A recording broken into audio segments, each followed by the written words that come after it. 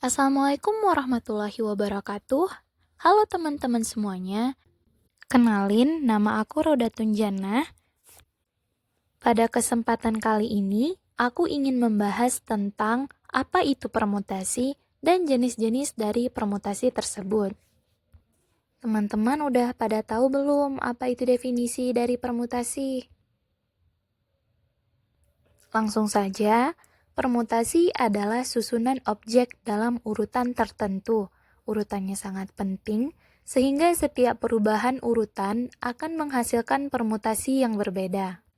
Di sini teman-teman perlu menggarisbawahi bahwa urutan di dalam permutasi itu sangatlah penting. Agar kita dapat lebih memahami definisi dari permutasi, kita dapat melihat contoh penerapan permutasi sebagai berikut.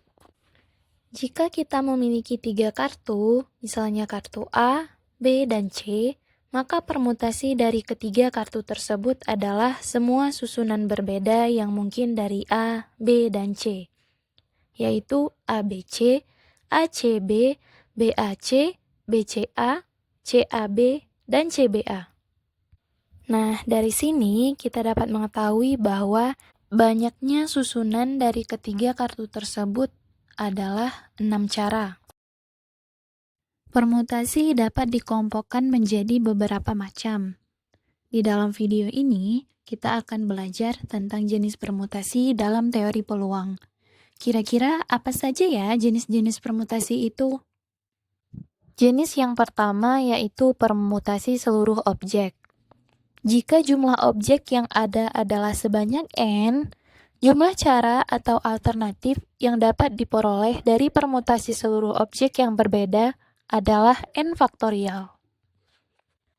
Permutasi seluruh objek ini dapat kita peroleh dengan menggunakan rumus n permutasi n sama dengan n faktorial, di mana P di sini merupakan permutasi, n merupakan jumlah keseluruhan unsur, dan tanda seru di sini merupakan faktorial.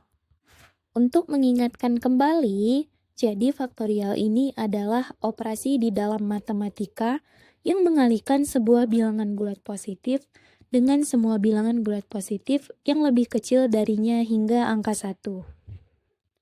Agar teman-teman lebih paham, mari perhatikan contoh berikut. Dalam pemilihan calon pengurus suatu organisasi dengan posisi sebagai ketua, wakil ketua, sekretaris 1, sekretaris 2, bendahara 1, dan bendahara 2 telah terpilih 6 orang. Berapa cara yang dapat dipilih dari susunan kepengurusan yang dibentuk? Kira-kira berapa ya? Dari soal ini, kita dapat mengetahui bahwa jumlah keseluruhan unsur yaitu 6 orang. Sehingga penyelesaiannya adalah n permutasi n sama dengan n faktorial. Jadi di sini kita sudah mengetahui bahwa n-nya itu adalah 6. Sehingga permutasi sama dengan 6 faktorial.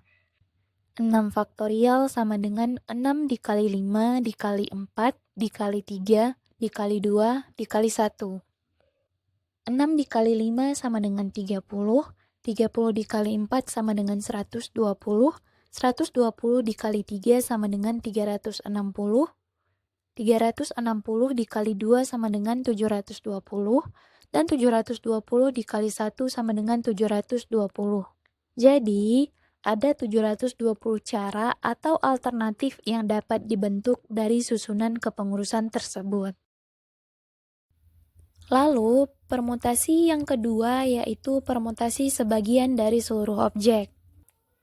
Pada permutasi ini, setiap elemen hanya digunakan sekali, dan urutan elemen sangat penting. Permutasi ini juga sering disebut sebagai permutasi tanpa pengulangan. Permutasi ini memiliki cara penyelesaian yang berbeda dibandingkan dengan permutasi sebelumnya. Kita dapat menyelesaikannya dengan rumus berikut. N permutasi R sama dengan N faktorial dibagi N dikurang R faktorial, di mana P adalah permutasi, N adalah jumlah keseluruhan unsur, R adalah jumlah sebagian unsur, dan tanda seru di sini merupakan faktorial. Contoh penerapan. Sebuah organisasi yang beranggotakan 10 orang ingin membuat susunan pengurus harian yang terdiri dari 4 posisi, yaitu ketua, wakil, sekretaris, dan bendahara. Berapakah kemungkinan susunan panitia yang bisa dibuat? Dengan memperhatikan rumus dari permutasi tanpa pengulangan, mari kita lihat apa yang diketahui dari soal ini. Di dalam soal terdapat kalimat sebuah organisasi yang beranggotakan 10 orang. Nah, di sini kita tahu nih, jadi 10 orang ini merupakan jumlah keseluruhan unsur atau elemen. Kemudian 10 orang ini ingin membuat susunan pengurus harian yang terdiri dari 4 posisi. 4 di sini merupakan jumlah sebagian unsur yang dipilih. Karena kita sudah menentukan nilai N dan nilai R, maka langsung saja kita masukkan nilai N dan R ke dalam rumus permutasi. Maka permutasi R dari N sama dengan permutasi 4 dari 10 sama dengan 10 faktorial dibagi 10 kurang 4 faktorial. 10 faktorial sama dengan 10 dikali 9 dikali 8 dikali 7 dikali 6 faktorial. Kemudian 10 dikurang 4 faktorial sama dengan 6 faktorial. Mengapa 10 faktorial hanya dikalikan sampai 6 faktorial? Jadi kita melakukan ini agar pengoperasiannya jadi lebih mudah dan sederhana, di mana 6 faktorial ini dapat kita bagikan sehingga yang tersisa hanyalah 10 dikali 9 dikali 8 dikali 7, hasilnya adalah 5040. Jadi banyak cara yang dapat dibentuk adalah 5040 cara. Jenis permutasi yang selanjutnya adalah permutasi dengan unsur yang sama. Jika terdapat unsur N yang sama, maka jumlah permutasi unsur tersebut sebanyak 1 cara. Nah, permutasi ini dapat kita cari menggunakan rumus N permutasi A, B, C, dan seterusnya sama dengan N faktorial dibagi A faktorial dikali B faktorial dikali C faktorial dan seterusnya. Di mana P di sini merupakan permutasi, A, B, C di sini merupakan unsur yang sama, dan N adalah jumlah seluruh unsur. Agar lebih mudah dipahami, mari perhatikan contoh berikut. Dalam berapa carakah kata ovovivipar dapat dipermutasikan? Kira-kira berapa ya? Langsung saja kita selesaikan.